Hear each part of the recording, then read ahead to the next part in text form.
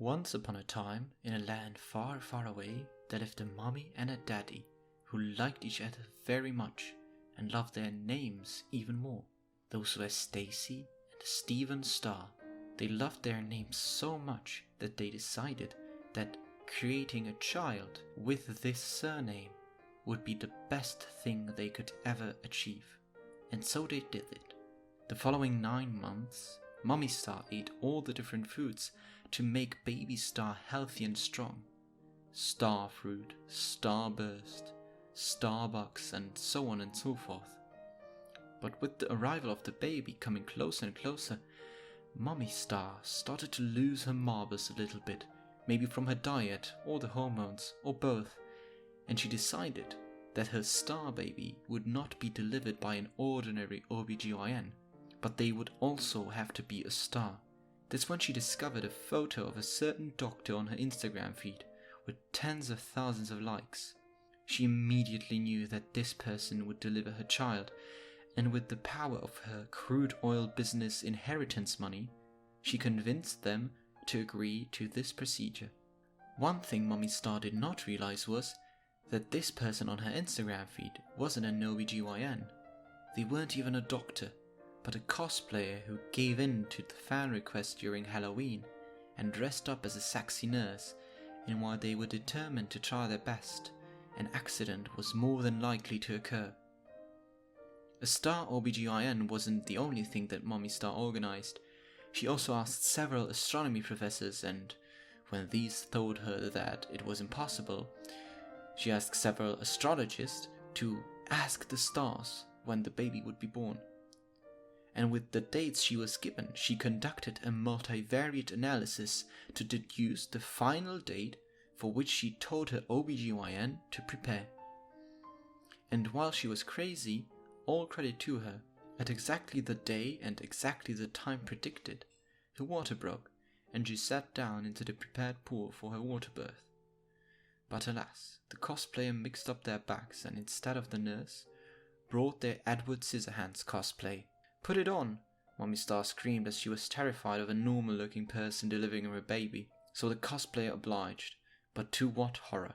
Well, they were an expert cosplayer with extreme attention to detail and craftsmanship, and their scissor hands were razor sharp. From all the blood and gore of this horrific birth, only the head and 4 of the child's thumbs were rescued and sewn together to represent a body for the kid to at least have a chance at a normal life. They called him Stanley Star. Stanley was a jolly kid, always rolling around, eager to discover the world, and while totally unable to do most things others would take for granted, he fell in love with the art of dancing, adjusting several popular choreographies to suit his stature. His favorite was for the song Head and Shoulders, Knees and Toes, only as he was differently abled, his version went head and toes and head and toes, head and toes, head and toes and head and toes, head and toes and head and toes and head and toes, head and toes and head and toes. Even though he was homeschooled, Stanley was ridiculed by his teachers, which was very hard on him. But through the years he managed to make some friends online, which understood his struggles and helped him get through some dark times. He may have been catfished by his father in all instances of these friendships, but he never found out, and they were always there for him, to explain why his parents are right, and he should be in fact grateful for the opportunities he has been given. But even with his difficult upbringing and small stature, Stanley never stopped dreaming. He loved TV and cartoons, especially SpongeBob. Do you know what his favorite character was? It certainly wasn't Squidward, was it?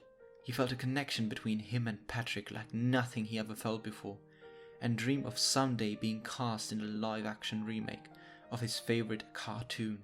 In the meantime, he took several odd jobs. The jobs themselves were normal, but he was fucking weird, which made the jobs odd too. He never lasted too long in neither occupation, mostly because of his blatant sexist behavior. But even in places where that didn't matter, the fact that he was a head with 2 thumbs on either side of it didn't help much in his career growth. But after a while he found his passion. He worked as a Christmas tree topper in the National Institute for the Disabled. But the salary from a Christmas-centered career was understandably not that great, so he always hoped that one day he might become a movie star. One day he opened the news when he read that a new film was being made, SpongeBob the movie.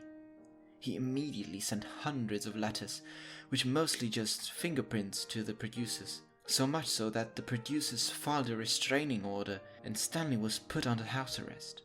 But they couldn't really put an ankle monitor on him, so they just let him roll. Even with his victory on a legal technicality, Stanley still became very depressed, especially when he found out that Patrick would be a CGI and he wouldn't get as much as a cameo due to the restraining order.